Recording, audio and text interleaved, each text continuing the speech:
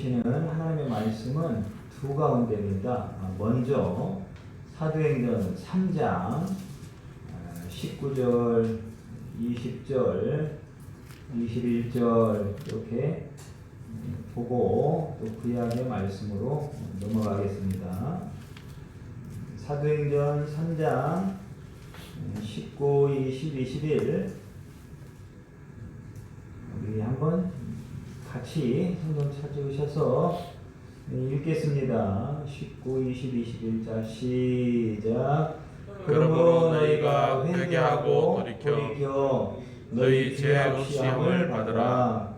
이같이 하면 새롭게 되는 날이 주 앞으로부터 이를 것이요 또 주께서 너희를 위하여 예정하신 그리스도 곧 예수를 보내시리니 하나님이 영원 전부터 거룩한 선지자들의 입을 통하여 말씀하신 바 만물을 회복하실 때까지는 하늘이 마땅히 그를 받아들이라. 아멘. 또 하나의 말씀은 구약의 에스라 10장 1절과 12절 말씀입니다. 책갈피 잘 해놓으시고 구약으로 넘어가셔야 돼요. 구약 에스라 제 성경으로는 724페이지 에스라, 느헤미야, 에스더 이렇게 되죠. 에스라 10장 1절, 12절, 2절입니다. 먼저 1절 합독합니다. 시작. 에스라가 하나님의 성전 앞에 엎드려 울며 기도하여 죄를 자복할 때에 많은 백성이 크게 통곡하며 이스라엘 중에서 백성의 남녀와 어린아이의 큰 무리가 그 앞에 모인지라. 12절. 모든 회중이 큰 소리로 대답하여 이르되 당신의 말씀대로 우리가 마땅히 행할 것입니다. 아멘. 아멘. 할렐루야. 예, 또 새해 첫 주가 됐습니다. 송구영 예배를 드리면서 첫 시간을 하나님 앞에 드렸고 그때도 서로 인사했지만 우리 첫 주를 맞이해서 또 반가운 마음으로 하나님의 은혜가 우리 가운데 여러분 가운데 부어지기를 바라며 다시 한번 인사 한번 합니다. 새해 복 많이 받으세요. 새해 복 많이 받으세요. 네, 뒤에 있는 성도님들하고도 나와 계신 분은 새해 복 많이 받으십시오. 네, 감사합니다. 참 이게 장로님 기도하셨던 것처럼 올해 누구나 다 아는 것처럼 소의 해입니다. 소 동물들 중에 소인데 참 공교롭게도 요 하나님이라고 하는 수메르 언어, 인류의 최초의 언어가 수메르 언어거든요. 그때는 거의 상형의 문자라고 우리가 이제 학교 다니면서 배웠는데 사실은 하나님이라고 하는 알레포라고 하는 수메르어의 상형적 의미가 소입니다. 소머리예요. 그 당시에는 하나님이 힘 있는 분, 전능자, 권능의 하나님 이런 이제 의미를 담고서 소가 힘이 있다라고 하는 그런 상징적인 의미로 소의 머리를 글자로 만드는 것이 바로 알레포 하나님이라는 단어였는데 둘 중에 하나겠죠. 그 하나님의 강력하게 역사하는 해가 될 것이고 또 하나는 이스라엘 백성들이 그 하나님을 소로 만들어 가지고 진짜 하나의 우상으로 만들어 버린 신의 산 밑에서 이스라엘 백성들이 금송아지 우상을 만들고 이것이 우리를 애굽에서 인도해낸 하나님이다. 똑같은 것 보면서도 진짜 하나님을 섬긴 자들이 있고 가짜 하나님 우상을 섬긴 사람들이 있더라라고 하는 거예요. 아마 올해는 그것이 극심하게 드러나는 해가 되지 않을까 저는 그런 예상을 해봅니다. 그래서 오늘 첫 주의 말씀을 말 그대로 그러면 어떻게 우리가 하나님의 은혜에 붙잡히고 말씀에 붙잡혀 진짜 소의 상징, 힘의 상징, 전능자 하나님의 은혜를 우리가 덧입고 하나님의 도우심을 따라 하나님 주신 승리를 경험하며 그 하나님 앞에 마음껏 오히려 영광과 찬미와 찬송으로 올려드리는 정말로 하나님의 백성들의 승리의 삶을 살 수가 있을 것인가에 대한 그런 말씀을 오늘 말씀을 통해서 그 해답을 여러분들에게 주려고 합니다. 오늘 위기라는 말은 더 이상 이제 한동안은 경고의 메시지였는데, 경고의 단어였는데, 이제는 그 위기가 경고가 아니라 우리 현실이 되어버린 안타까운 그런 시대를 맞이하고 있습니다. 한국 교회는 이 코로나 바이러스 팬데믹이라고 하는 그런 초유의 상황을 겪게 되었고, 코로나19 사태가 개인의 삶과 또 공동체, 더 나아가 사회와 대한민국과 또 국가와 국가의 모든 시스템을 완전히 송두리째 바꿔놓았습니다. 하나님 나라의 전초 기지이며 성도들의 신앙의 중심인 교회도 역시 이러한 변화에 자유로울 수가 없는 그런 현실의 직격탄을 맞고 있습니다.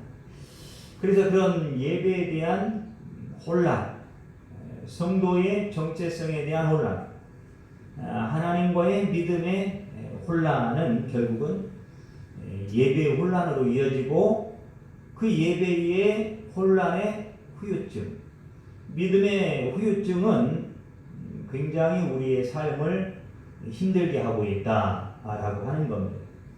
이제 한국교회는 참 중대한 전환점에 서 있습니다. 목사님 저도 또 성도인 여러분도 마찬가지입니다. 코로나 전염병은 사람들에게 은연중에 모이면 죽고 흩어지면 산다라고 하는 인식을 심어줬습니다. 그래서 사람들은 지금 모이면 큰일 나는 줄 알고 살고 있어요. 그러나 여러분, 하나님 나라의 모형인 교회는 바로 예배, 양육, 봉사, 또 교육, 선교, 이 모든 것들은 사실은 모여야 할 수 있는 것들입니다. 그러므로 코로나 전염병이 주는 사상들은 사실은 영적으로 보면 하나님에 대한 심각한, 하나님 나라에 대한 심각한 도전이다 라고 하는 겁니다. 우리는 지금 그러기에 두렵고 떨리는 마음으로 주 앞에 서 있습니다.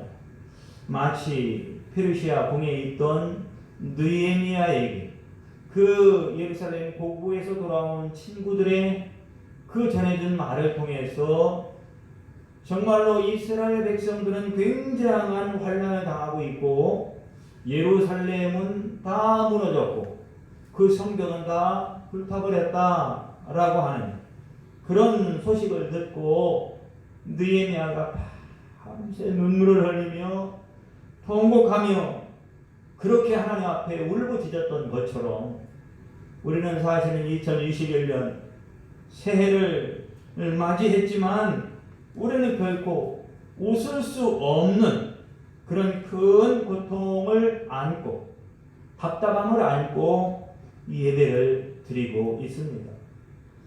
이스라엘이 다 빼앗기고 다 파괴되고 다 무너지고 불타고 황폐했던 이스라엘의 그 포로의 70년 생활 가운데 그들은 다시금 예루살렘으로 귀환하고 또한 성전 예배가 회복된 것은 그렇게 될 수 있었던 이유는 단 하나밖에 없었다는 거예요. 전적인 하나님의 역사요, 전적인 하나님의 일하심이요, 전적인 하나님의 은혜였다라고 하는 겁니다.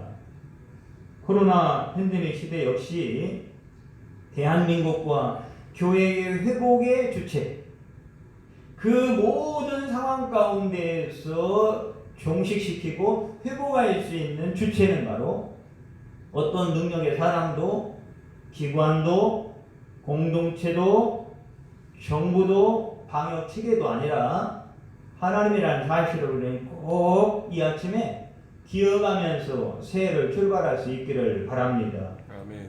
그러므로 우리가 할 것은 아무것도 없습니다. 아까 장로님 기도했던 것처럼 우리가 할 수 있는 것은 아무것도 없었습니다. 그렇기 때문에 우리는 하나님을 의지하고 우리가 하나님의 긍휼을 바라며 주여 이제 회복하게 하소서라고 하나님 앞에 기도할 수밖에 없는, 기도하는 것 외에는 우리가 할 수 있는 것이 아무것도 없습니다. 그래서 2021년도 우리 교회의 주제가 표어가 바로 주여 이제 회복하게 하소서라고 하는 슬로건입니다. 자, 우리 그런 믿음을 가지고 한번 표어를 같이 한번 외치도록 하겠습니다. 다 같이 주여 합니다. 시작. 주여 이제 회복하게 하소서. 아멘. 하나님이 회복시키실 것을 믿습니다. 그것이 우리의 소망입니다. 여러분, 그런데 이 주체는, 회복의 주체는 하나님이지만, 그러나 하나님이 모든 상황 가운데에서 회복이라는 것은 잃어버렸던 것을 다시 찾는다는 뜻이거든요. 그러니까 원래 우리는 회복된 존재였고 그렇게 만들어져 있었고 그 은혜를 누리며 살았다라고 하는 거죠. 그래서 그걸 다시 회복시키는데, 그 회복시키는 주체는 하나님이지만 그것을 이룰 때는 반드시 사람을 통해서 이루신다라고 하는 거예요. 사람.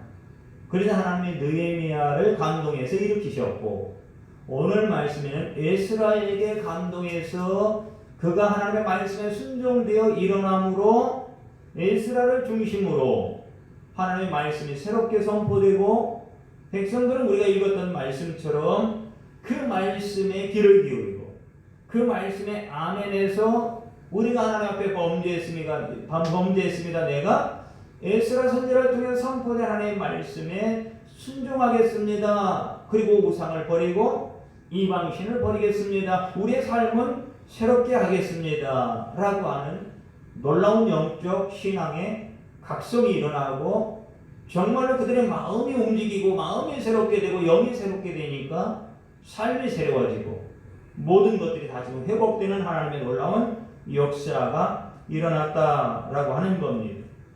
그런데 오늘 말씀에 보니까 에스라가 전한 하나님의 말씀, 하나님이 에스라에게 주신 말씀이죠.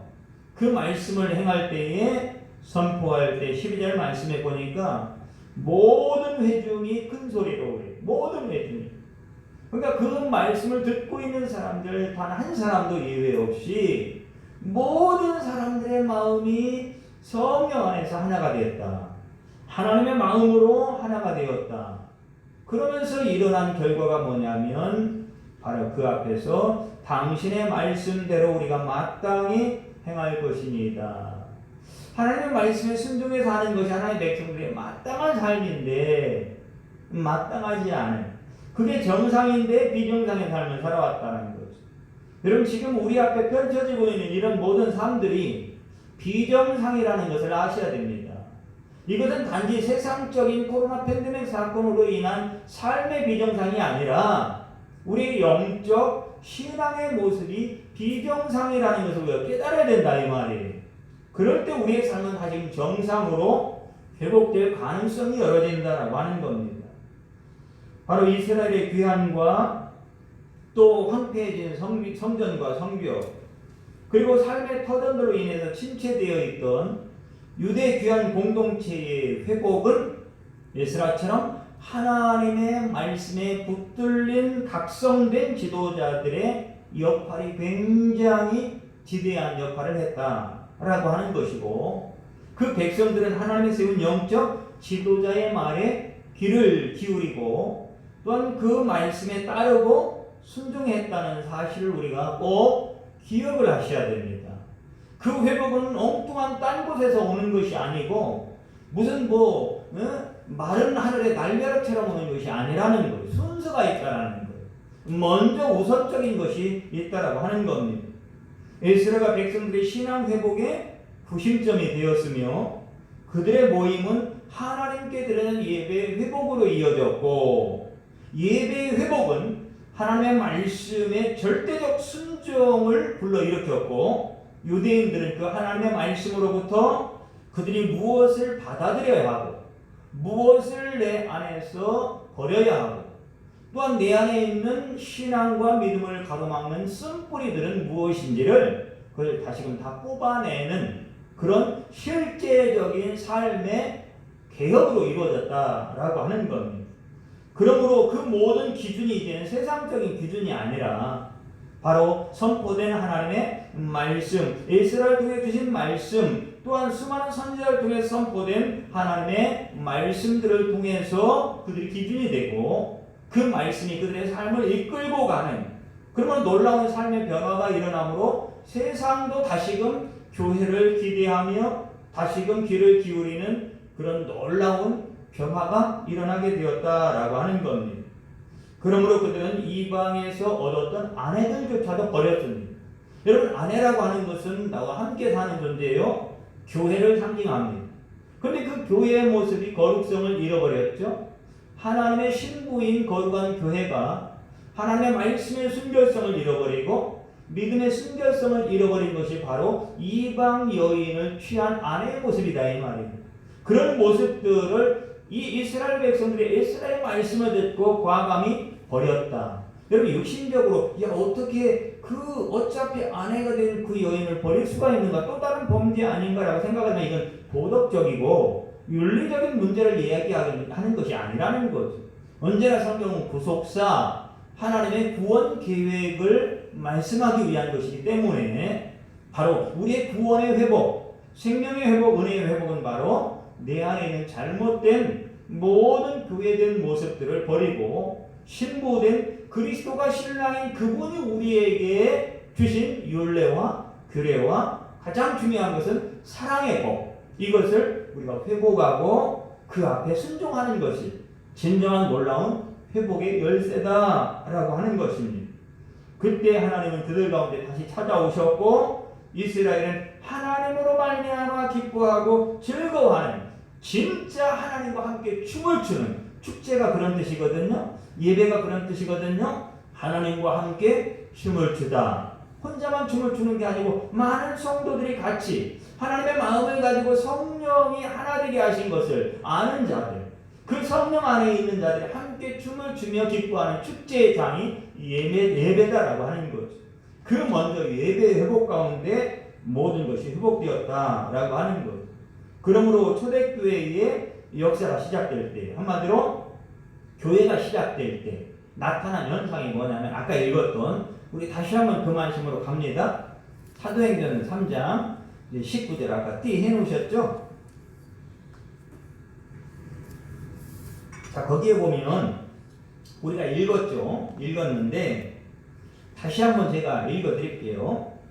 그러므로 너희가 회개하고 돌이켜 너희 죄 없이 함을 받으라. 이같이 하면 죄 없이 회개하고 돌이켜 하나님의 그 구속의 은혜를 받으면 새롭게 되는 날에 주 앞으로부터 이를 것이요. 그러니까 새로운 날은 주 앞으로부터, 주님으로부터, 하나님으로부터 임하게 된다라고 하는 말씀이에요. 또 주께서 너희를 위하여 예정하신 그리스도 곧 예수를 보내시리니 그 회복은 바로 예수 그리스도를 통해서 그 십자가의 죽으심과 부활의 피해, 구속의 은혜를 통해서 이루어질 것이라고 하는 것이고, 하나님이 영원전부터 거룩한 선지자들의 입을 통하여 말씀하신 바, 이것은 이미 하나님의 말씀이 선포됐다, 선지자를 통해서. 그러므로 만물을 회복하실 때까지는 하늘이 마땅히 그를 받아들이라. 그러니까 그 선택된 하나님의 백성들의 회복이 이루어질 때까지는 절대 하나님의 구원의 열심은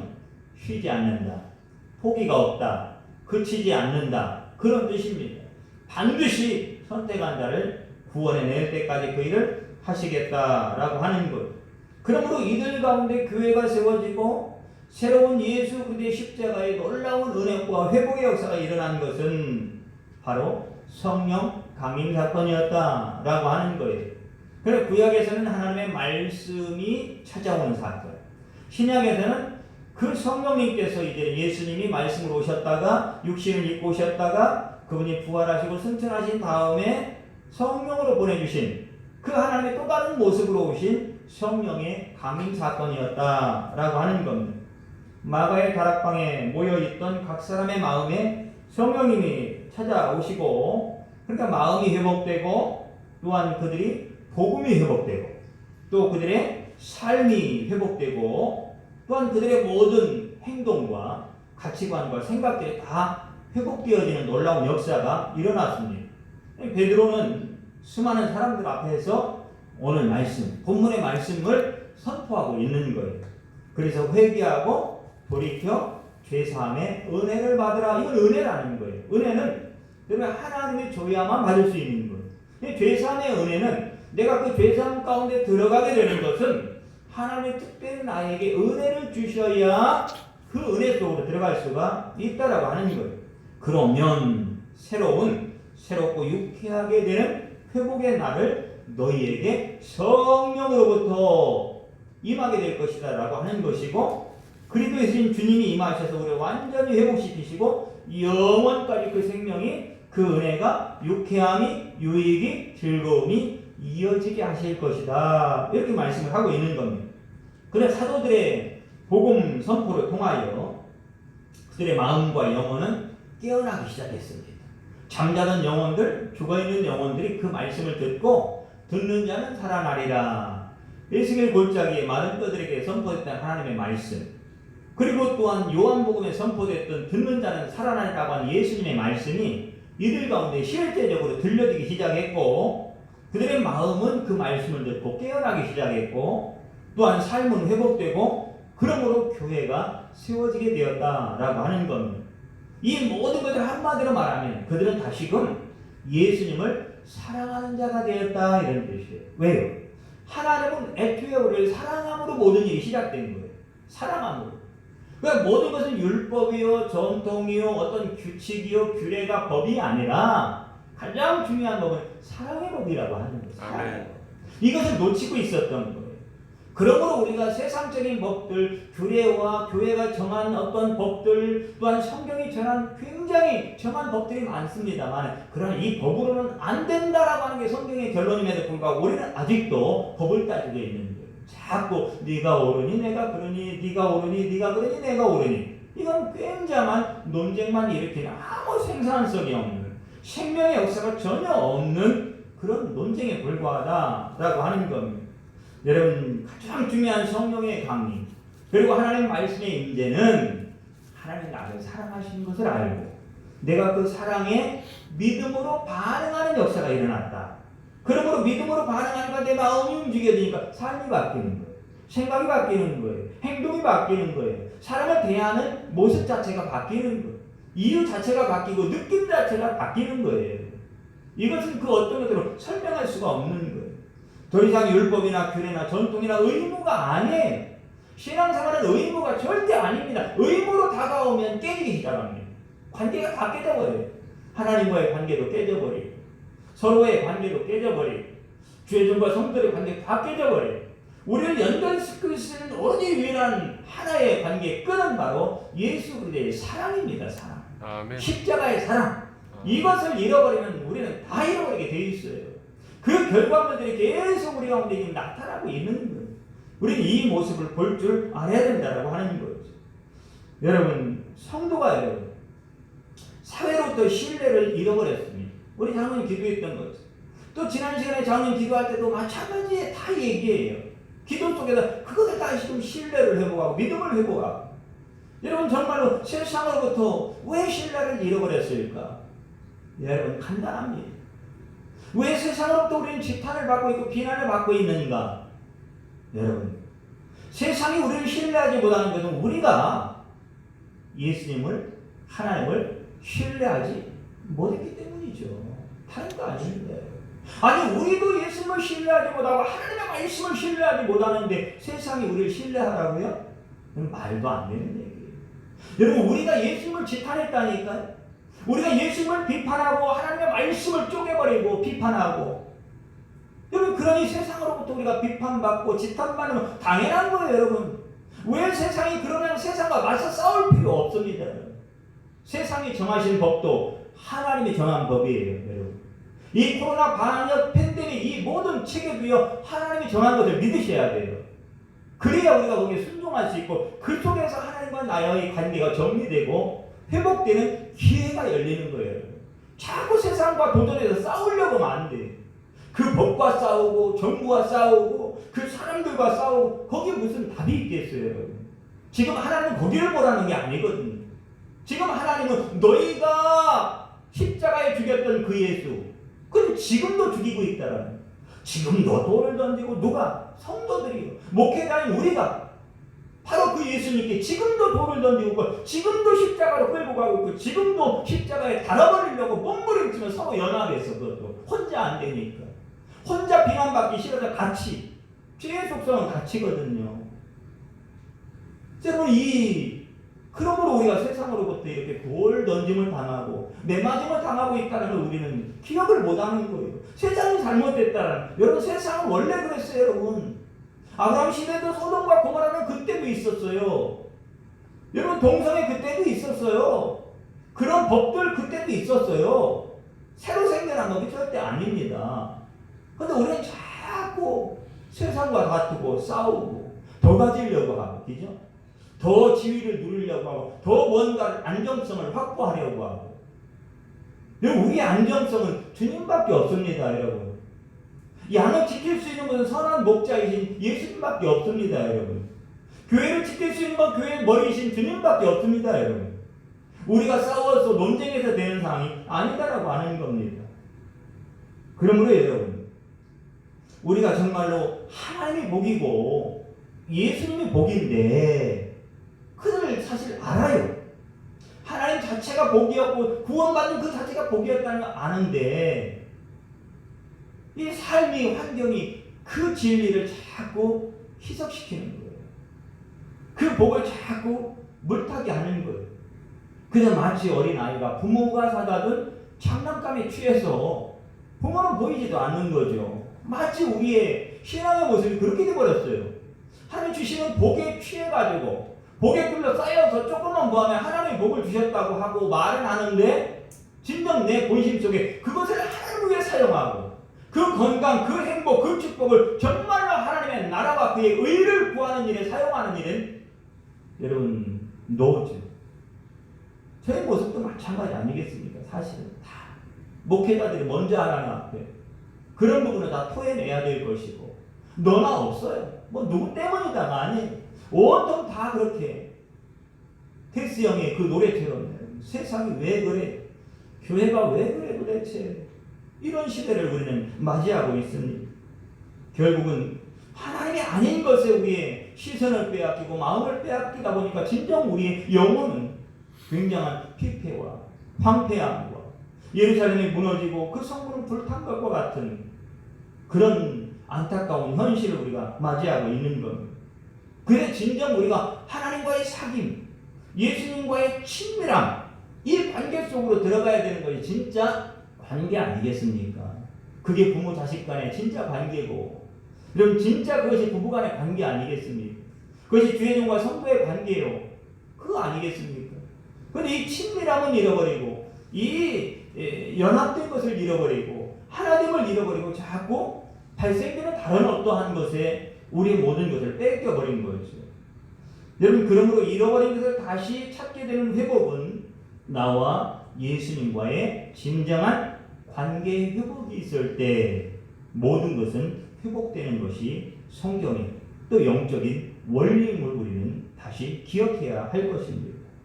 여러분 요한일서 1장 1절을 한번 찾아볼까요?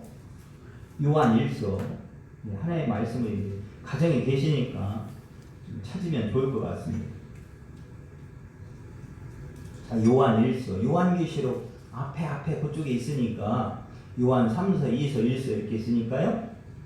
요한일서 1장 1절 말씀을 한번 같이 읽습니다. 신약의 388쪽이니까 자 같이 읽습니다. 시작. 태초부터 있는 생명의 말씀에 관하여는 우리가 들은 바요 눈으로 본 바요 자세히 보고 우리의 손으로 만진 바라. 여러분 놀라운 말씀이에요. 우리가 주님과의 관계가 이래야 맞는 거예요. 여러분 귀로 듣고 눈으로도 보고 얼굴과 얼굴을 보고 손으로 만지기도 하고 서로 그 느낌 안에서 그 친밀함 안에서 관계하며 그분의 그 관계만 되면 그 모든 것이 하나님의 모든 것이 우리 거 아닙니까 사실은. 그런데 여러분 우리가 이 관계를 잃어버렸다고 하는 거죠. 그러면 태초부터 있는 이 태초가 어떤 상황입니까? 이 태초는 성경의 창세기 1장 1절에 정확히 말씀해. 그 이후부터 여러분 공허하고 혼돈하고 흑암의 깊음 위에 있죠. 이게 뭡니까? 우리가 주님과 이렇게 들은 바요, 본 바요, 만진 바의 관계가 깨져버리니까 결국 태초에 그 공허하고 혼돈하고 흑암의 깊음 있는 어둠만이 가득 차 있는 그런 현실을 우리가 경험하고 맡고 있다라고 하는 겁니다. 여러분 그러나 그 모든 가운데 있을지라도 빛이 있으라 하시니 그 빛은 바로 하나님의 말씀이죠. 그 말씀으로 빛을 어둠 가운데 보내신 거죠. 여러분 아무리 흑암이 깊음 위에 있고 온 세상을 대한민국을 우리의 가정을 지금까지 다 덮고 있었을지라도 빛이 있으라 하시니 그 빛 생명의 말씀의 빛이 저와 여러분 가운데 가정 가운데 사업과 직장과 대한민국 가운데 임하면 한순간에 이 모든 어둠은 떠나갈 줄 믿으시길 바랍니다. 아멘. 그게 회복. 아멘. 이게 진정한 회복인 거죠. 여러분 다시금 그럴 때에 빛이 임하니까 세상에 생명을 내기 시작하는 거예요. 예, 빛이 있으라 그 순간부터 막 생명이 나오기 시작하는 거예요. 둘째 날, 셋째 날 새들이 하늘이 만들어지고 모든 것들이 생명이 만들어지는 놀라운 역사가 일어나는 거예요. 또 한 말씀 찾아볼까요? 에스겔서 1장 1절입니다. 찾기가 쉬운 성경들이에요. 사실은 1151페이지 구약의 에스겔 1장 1절. 다 1장 1절이네요.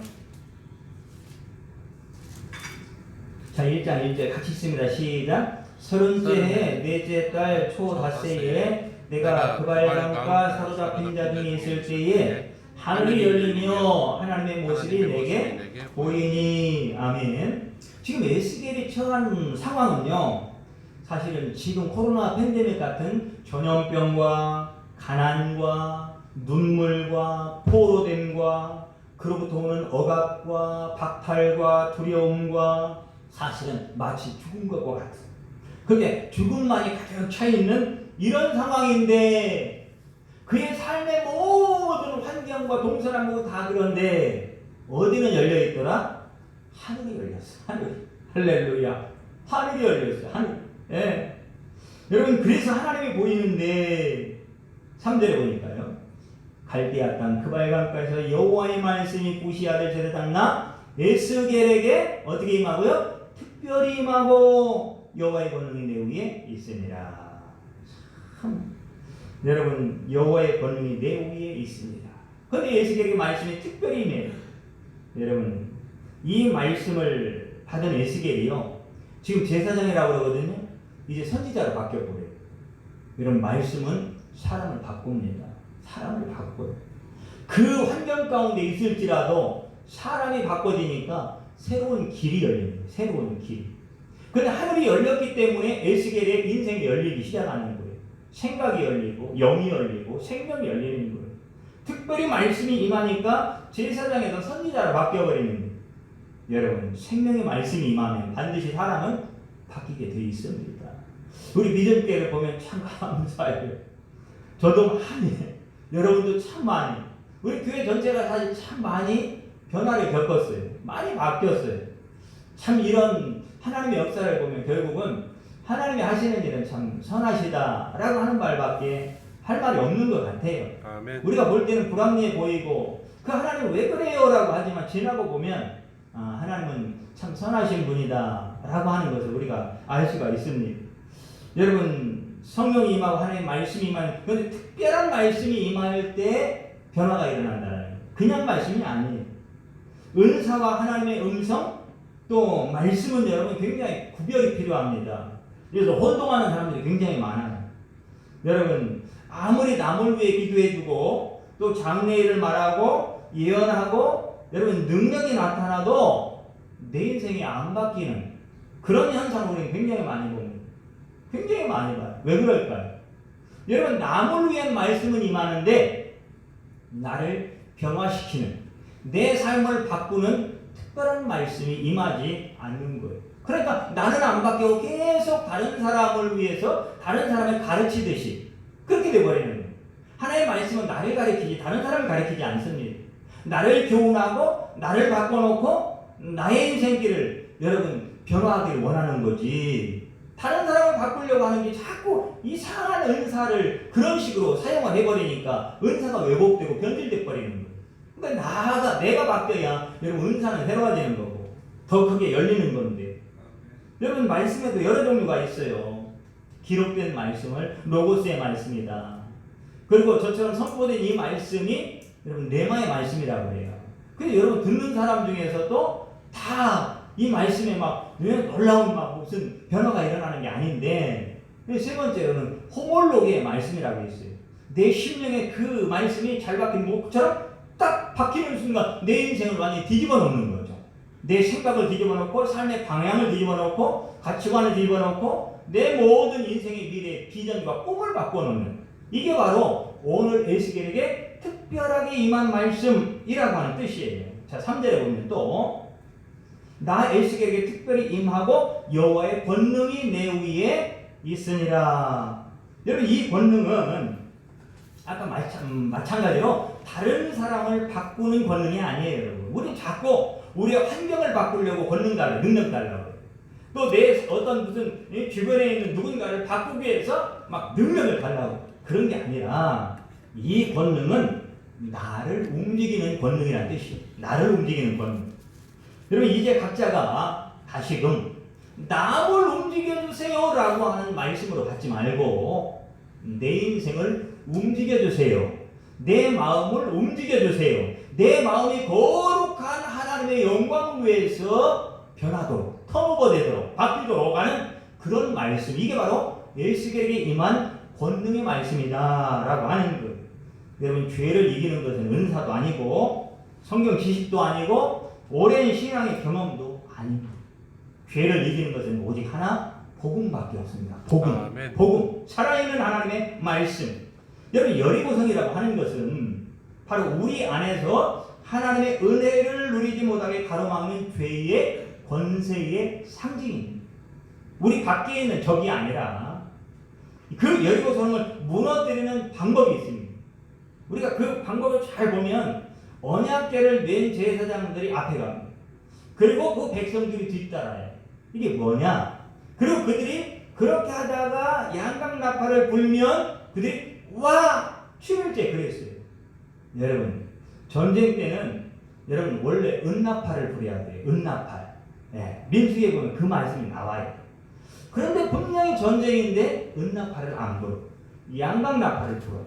여러분 양강나팔은 언제 쓰이는 나팔이냐면 예배 때 쓰는 나팔이에요. 이스라엘 백성들 모여서 하나님 앞에 예배할 때 모여라! 이때 사용하는 게 양강나팔이다 이 말. 그게 여리고 전쟁의 승패는 어디에 있느냐? 이 전쟁은 한마디로 예배의 전쟁이다 이 말. 예배를 통해서 예배가 회복되고 예배가 온전히 드려지면 이기는 전쟁. 이게 바로 여리고성의 전쟁이다 라고 하는 거예요. 그러니까 이 여리고성을 무너뜨리는 방법은 하나님께로부터 오는 생명의 말씀이 아니고는 이길 수 있는 방법 자체가 없다라고 하는 거예요. 그래서 여러분 코로나 팬데믹 사건을 통하여 하나님은 우리를 다시 하나님의 음성을 듣고 하나님의 은혜에 반응하며 또 하나님의 진리의 말씀에 따라 순종하며 사는 자로 만들겠다. 완전한 질서의 회복을 말합니다. 완전히 옛 질서를 무너뜨리고 새로운 질서를 만드는 시간이다. 그게 바로 여리고성의 전쟁이었습니다. 여러분 하나님은 그것을 기대하고 하나님께서 벌이신 전쟁, 이게 바로 코로나 팬데믹 전쟁이라고 하는 것을 우리가 기억을 해야 됩니다. 여러분 문제는 누가 도와주지 않아서가 아닙니다. 우리 스스로가 여러분 여리고성을 너무 높이 쌓아버렸습니다. 여리고성의 높이는 14m예요. 14m. 엄청난 높이. 여러분 그만큼 우리가 세상의 가치관, 세상이 주는 모든 정보에 우리가 자꾸 이 성을 마치 바벨탑처럼 계속 쌓아서 하나님에게서 말씀을 못 듣게 하고 하나님을 바라보지 못하게 하고 하나님과 관계하며 친밀하며 교제하지 못하게 하는, 스스로 이 세상이 주는 두려움과 공포로 계속해서 우리는 오히려 여리고성을 쌓고 있다 이 말. 하나님은 뭐 하려고 하는데? 무너뜨리려고 하는. 이게 우리 현실이다라고 하는 거죠. 여러분, 그러므로 코로나 팬데믹 사건은 사람들의 생각 속에 여리고성보다 더 큰 성을 쌓고 벽을 만들게 했습니다. 그러나 여러분, 여리고성 안에서도 살아남은 사람이 한 사람이에요. 누굽니까? 기생가비. 그의 고백의 요점은 그거예요. 나는 하나님밖에 없습니다. 이거예요. 나는 하나님밖에 없습니다. 기생가비의 고백은 그 고백 때문에 사는 거예요. 나는 하나님밖에 없습니다. 나는 주님밖에 없습니다. 여러분, 저와 여러분에게 정말로 2021년도에는 이 고백이 있기를 축복합니다. 나는 하나님밖에 없습니다. 할렐루야. 이것이 모두의 고백이 될 때 하나님 놀라운 길을 여시고 놀라운 하나님 변화와 축복을 열어주실 겁니다. 그래야 삽니다. 그래야 살아요. 이건 산의 주님의 문제. 여러분, 그래야 길을 열어주시는 겁니다. 그래야 하나님 우리에게 승리를 주시는 겁니다. 자, 말씀 하나 찾아보고 이제 마칩니다. 여호수아 한번 봅니다. 여호수아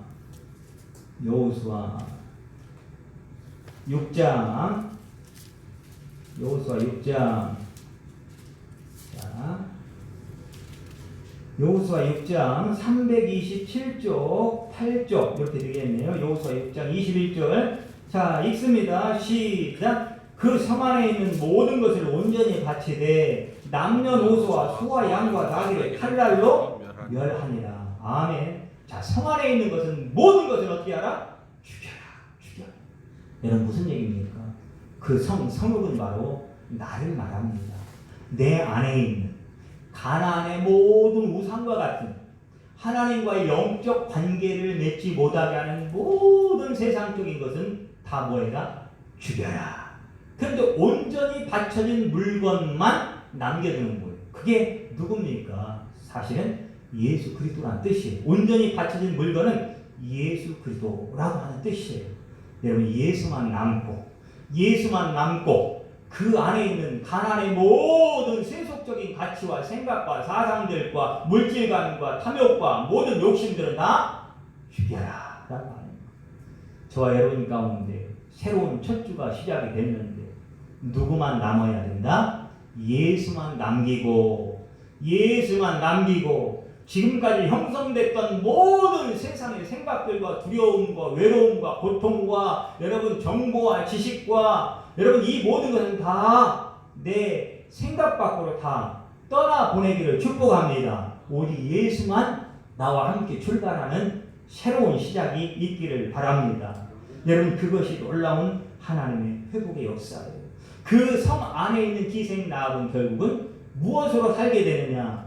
그 온전히 바쳐진 물건, 바로 예수 그리스도의 피, 어린 양의 피, 즉 예수의 피가 있는 자만 구원을 받고 예수의 피가 있는 자만 건짐을 받는다라고 하는 거예요. 아무리 코로나 팬데믹에 놀라운 그 세력들이 어둠이 우리의 가정과 우리의 모든 사업과 삶을 다 건강을 덮쳐온다 할지라도 예수의 피, 예수 이름이 있는 자는 반드시 승리할 줄 믿으시기를 바랍니다. 그러므로 6장 26절. 자, 6장 26절 같이 읽습니다. 시작. 여호수아가 그때 맹세하게 하려 이르되 누구든지 일어나서 이 여리고성을 건축하는 자는 여호와 앞에서 저주를 받을 것이라. 그 기초를 쌓을 때 그의 맏아들을 잃을 것이요 그 문을 세울 때 그의 막내 아들을 잃으리라 하였더라. 아멘. 자, 그러면 다시 여리고성을 세운다라고 하는 의미가 뭐냐? 그걸 세우면 죽는데 그걸 세운다라고 하는 의미는 뭐냐? 여리고성의 사람들과 같은 똑같은 사고방식을 가진 존재를 하나님은 절대 용납하지 않겠다, 그런 뜻이에요. 그게 누굽니까? 바로 나를 말하는 거예요. 그러니까 결국은 하나님은 이 2021년도를 시작하면서 이 코로나 팬데믹 전염병 이 사건이 덮쳐오는 이 시대에 지금 하나님은 쉽게 말해서 우리에게는 영적 전쟁을 걸어오신 거예요. 영적 전쟁. 그러니까 여러분, 이 영적 전쟁에 내 안에 계신 주님이 이기고 성령이 이기고 말씀이 이기고 하나님이 이겨야지. 내가 이기겠다고 자꾸 도전하면 결국 죽는 거예요. 여러분 이 영적 전쟁에 승리할 수 있게 되기를 바랍니다.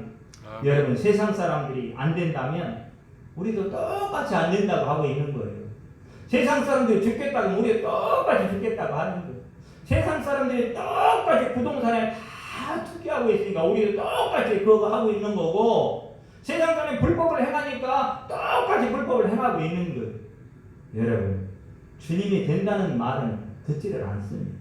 주님이 된다는 말은 하지를 않아요. 다 계산기 두드리고 있는 거예요. 여러분 이 사고방식을 내려놓지 않으면 절대 우리 안에 있는 여리고성은 무너지지 않습니다.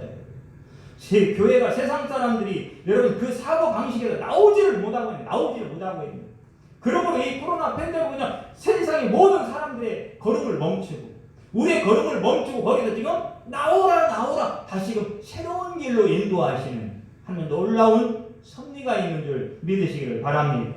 그러므로 여러분 너희는 온전히 바치고 손대지 말라, 취하지 말라. 근데 아간이 이 말씀을 어기고 취했어요. 손대고 말았어요. 그는 결국 죽고 말았습니다. 여러분 그리스도께서 나를 대신하여 온전한 제물로 드려졌기에 우리가 구원을 얻은 거예요. 그 은혜로 우리는 또 살아가는 거예요. 그 은혜만이 우리를 승리하게 할 수 있는 거예요. 그러므로 하나님은 이제 주님께서 제물 드려짐으로 우리가 살게 된 그 길, 십자가의 길, 이 놀라운 은혜의 길로 우리를 온전한 제물로 드려지기를 초대하고 있다 이 말이에요. 아멘. 이제 우리의 사고 방식이, 우리의 생각이, 우리의 삶이, 우리의 자녀가, 우리의 전부가 하나님 앞에 온전히 바쳐질 때 내 앞에 난공불락 같았던 자녀의 문제, 여리고성과 같은 건강의 문제, 질병의 문제, 어떤 장벽, 코로나도 무너지는 것을 이스라엘이 진짜 눈으로 보았던 것, 저와 여러분들의 눈으로 보게 될 줄 믿으시기를 바랍니다. 주님이 나의 온전한 제물이 되셨던 것처럼 주님 올해 나를 주님께 온전히 드립니다. 아니 나의 평생을 온전히 주님 앞에 드립니다. 그럴 때 여러분 여리고성이 무너집니다. 이스라엘은 승리했습니다. 결론입니다. 2021년에는 저와 여러분 모두가 이전보다 더욱 온전한 예배자로 회복됩니다. 하나님의 주권과 말씀이 내 안에서 회복됩니다. 주님과의 친밀한 신앙 회복의 출발점이 되었습니다. 여러분 가정과 또 사업과 또 직장과 건강과 모든 삶에 거룩한 하나님의 회복의 역사가 일어나게, 여러분 모두가 그 하나님의 영광의 일하심의 간증자로 세워지는 은혜가 있기를 주님의 이름으로 축원드립니다. 아멘. 기도합니다. 주님, 새로운 2021년을 시작하면서 주여 이제 정말로 회복이 필요할 때입니다. 우리를 회복시켜달라고 간절히 기도합니다. 새해 첫 시간 하나님 앞에 드립니다.